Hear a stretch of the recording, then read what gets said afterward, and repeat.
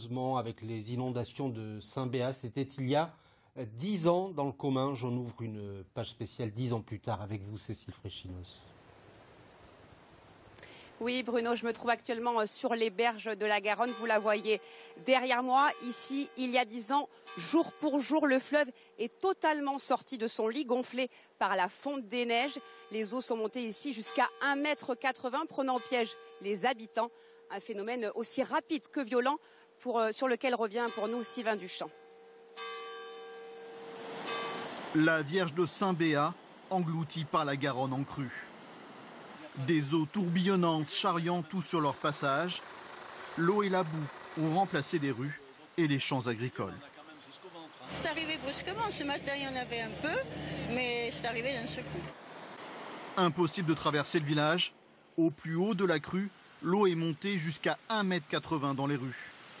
Certains habitants ont dû être évacués par hélicoptère, comme cette femme de 96 ans. On verra les dégâts après. Parce que ça doit en avoir là. C'est à beaucoup d'eau. C'est monté jusqu'où chez vous? Pardon? C'est monté jusqu'où chez vous? Au premier. Ce 18 juin 2013, de fortes pluies s'abattent sur les Pyrénées et ses glaciers, provoquant la fonte rapide des neiges. Ce cumul d'eau vient gonfler la Garonne et ses affluents, entraînant des crues soudaines dans la vallée. Les communes de Fos, Bagnères-de-Luchon, Saint-Béat ou encore Barèges et Cauterets sont inondées. 184 communes sont reconnues en état de catastrophe naturelle. Au total, dans la région, on dénombre 3 morts et des dégâts matériels considérables. Les assurances estiment la facture à 350 millions d'euros. L'État fera son devoir en termes de solidarité nationale, avec des procédures exceptionnelles, d'avance d'abord, puis ensuite de compléments de subvention. Après la décrue, l'heure est à la reconstruction. Il faut nettoyer au plus vite pour tenter de sauver la saison touristique et le Tour de France qui passe à proximité. Cette catastrophe est marquée par un élan de solidarité exceptionnel. De nombreuses personnes offrent leur aide, leur soutien et leurs ressources pour aider les victimes. Ces inondations ont mis en évidence la nécessité de renforcer les mesures de prévention. Cet événement restera l'un des plus importants dans l'histoire de la région. Retour à Saint-Béat, 10 ans jour pour jour après les graves inondations qui ont dévasté une partie des Pyrénées. 184 communes ont été reconnues en catastrophe naturelle, parmi elles Saint-Béat bien sûr, mais aussi Chaumes à 4 km en aval d'ici. Bonjour José Castel, vous êtes donc le maire de Chaumes, petite commune de 100 habitants. Racontez-nous d'abord, quelle est votre réaction, votre sentiment quand vous revoyez ces images chaotiques? Et tous les gens, on a toujours la crainte d'avoir de nouveau des inondations, d'autant plus que ça fait des années que je signale l'inondation est arrivée, l'eau n'est pas arrivée de suite à Chaumes, mais des embâcles se sont formés sous le pont de la voie ferrée. Et régulièrement, des administrés font des photos. Ils ont la crainte, les maisons qui sont très proches justement de la voie ferrée où l'eau est sortie, les administrés ont très peur que ça se reproduise. Donc plusieurs fois, j'ai fait des dossiers, j'envoie Garonne Amont des photos. On me réclame. Alors on est rapide pour faire des dossiers, mais pour enlever les embâcles, on est beaucoup moins rapide. Il y a un système d'alerte quand même pour désormais? Voilà, on a plusieurs systèmes d'alerte. Soit la préfecture nous informe régulièrement et on doit mettre en place notre plan communal de sauvegarde. En plus, on nous a mis lors des inondations, bon, on n'a pas eu le choix, les communes ont été choisies, on nous a mis une sirène. Bon, certes, la sirène, je trouve qu'elle a coûté très très cher à la charge de l'État. La commune est chargée de faire l'entretien et de mettre aux normes l'électricité. Alors vous l'avez dit, le traumatisme est encore prégnant.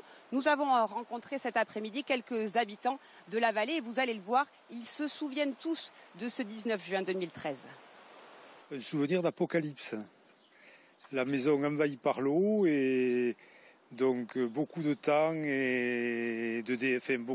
pour évacuer toute cette eau donc, de la maison et beaucoup de meubles détruits, beaucoup de choses détruites à l'intérieur de la maison. Au départ, c'était un traumatisme parce que c'est dur. C'est dur parce que quand on voit, mais après avec le temps, on s'y fait. On perd tout du jour au lendemain comme ça, on ne sait plus ce qu'on en est, quoi. c'est vrai, c'est horrible. Quand on est petit, j'avais peur que les maisons partent, qu'il n'y ait plus de village. J'ai eu très peur pour mon village.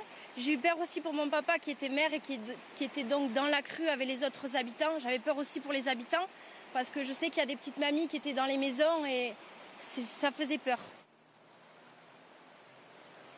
José Castel, certains habitants nous ont aussi confié leur inquiétude, voire même leur colère.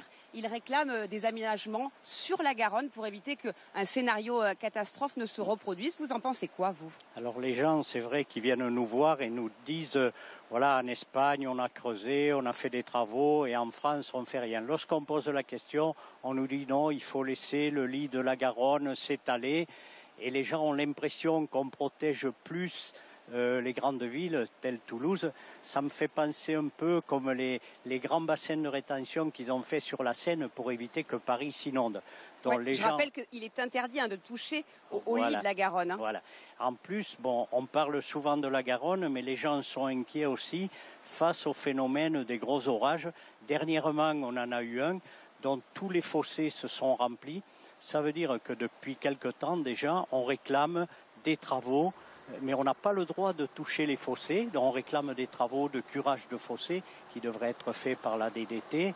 Et on nous dit oui, on a évalué ce qu'il faudrait faire, mais on ne fait que des paroles.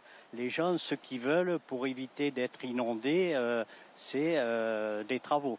Notamment, je pense après Chaume, là, sur Gallier, il y a une buse qui traverse la route et qui s'inonde régulièrement. Alors, il n'y a pas que la vallée de Saint-Béat qui a été frappée par ces inondations. Celle de Barège aussi a subi de gros dégâts. On va regarder tout de suite le reportage de Régis Cotias et Emmanuel Fillon. Au menu, grillade. Le barbecue posé juste à côté d'un coquet chalet en bois où Jean-Michel Rueda et son épouse séjournent durant un mois. Ici, on respire, donc la vie est belle, c'est fleuri, donc l'accueil est extraordinaire. C'est une raison de plus pour venir chaque année. Voilà. Marjolaine Fourtine se charge de l'accueil aux petits soins des vacanciers. Accompagnement personnalisé en raison de la taille désormais très modeste du camping. On a laissé la moitié du camping au torrent et pour l'autre moitié, on a relevé de 10 mètres une grande digue où on a mis ces chalets que vous voyez ici donc. Et une petite partie camping, donc avec 16 emplacements et en tout, on a 10 chalets. Un changement complet imposé par la crue du Borillan et remuant voisin, le Bastan.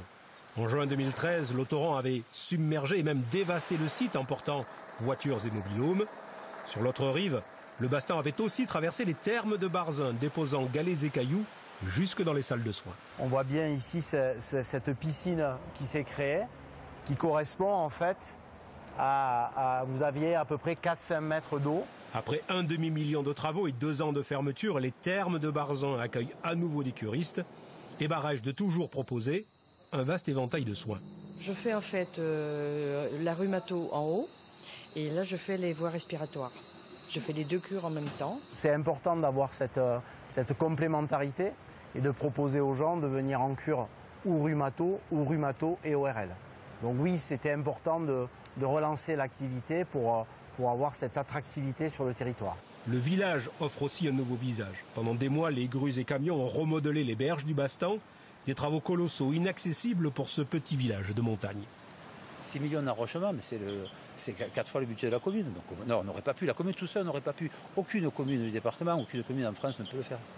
Sans l'aide de l'État, justement, l'État est présent sur ce genre de phénomène.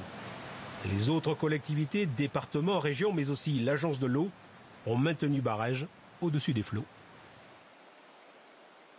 Alors, malgré la reconstruction, on a le sentiment ici que l'image de vallée meurtrie vous colle un peu à la peau. Comment reprendre une nouvelle dynamique? Comment tourner la page? Je pense qu'il faudrait faire tous les travaux que les gens demandent afin de redynamiser la vallée. Les gens craignent, je pense notamment pour Saint-Béat, un peu moins pour ma commune, mais pour Saint-Béat, les gens, la population a baissé. Les gens hésitent à acheter une maison à Saint-Béat, alors que dans nos communes, on a énormément de résidences secondaires. Depuis le Covid, les gens ont bien voulu, malgré les inondations, sont venus habiter nos villages. Merci beaucoup, José Castel. Voilà donc ce qu'on pouvait dire pour le 10e anniversaire de ces inondations ici dans la vallée de Saint-Béat.